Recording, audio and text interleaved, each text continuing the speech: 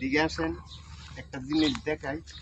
আজকে এই গেটটা লাগাইছি, এই গেটটা লাগানোর পরে ঢালাই দিতাম পারতেছি না। আপনারা দেখতেছেন এই গেটটার মধ্যে একটু সমস্যা হয়ে গেছে, ভিতর দিয়ে না দেখাইলে আপনারা বুঝবেন না। আসেন,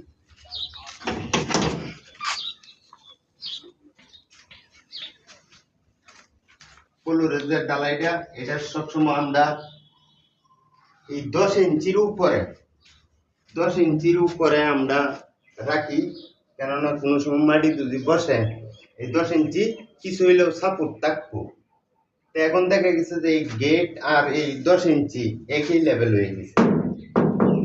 তার কারণে এই মালিক সিদ্ধান্ত নিছে গেট এভাবে রেখে দেব। তারপরেও আমাদের কন্ট্রাক্টর আসবে, আসার পরে দেখার পরে বাদ বাকি সিদ্ধান্ত হবে।